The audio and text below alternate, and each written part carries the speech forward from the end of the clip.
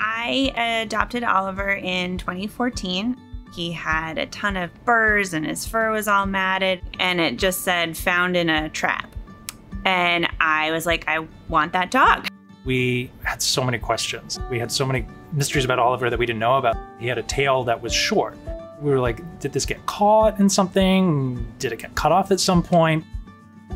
We had a dog for 15 years, and when he passed, my wife and I were going to originally wait a while. The house was very lonely without a dog, so I immediately started to look at all the rescue sites.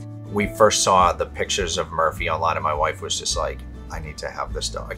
And we got him on March 1st, 2014. A few years ago, my husband and I heard about Embark. We knew a few friends that had done testing on their dogs. We had no idea what his breed mix was, and we'd always sort of wanted to know what his background was a little bit more. We just ordered the kit, and I think we got it on Amazon, and it came just before the holidays, so we swabbed right around Christmas time.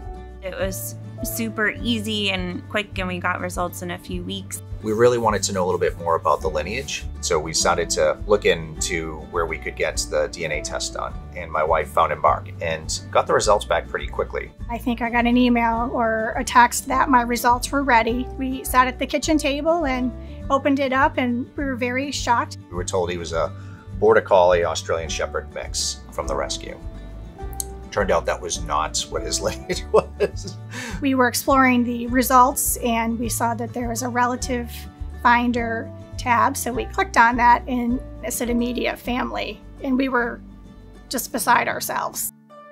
Ben and I were in Mystic, Connecticut with our dogs for the weekend. We go there often. So we were at a bar. I got up to do something, came back to the table, and Ben was just like freaking out. I'm like, oh my goodness, I open it up, I take a look, I look at this picture, I'm like, that looks like Oliver. And I was like, you'll never guess what just happened. He was holding his phone up saying, we found Oliver's brother. I wouldn't say he was crying, but he was like very, very excited about it. I've rarely seen him so excited about something. And it turned out he was 50% DNA match with this beautiful dog named Murphy. And I was like, can you message her with the chat feature? Very shortly after, we got a message from Ben that he must have been notified that, hey, there's another dog in here that matches closely to yours.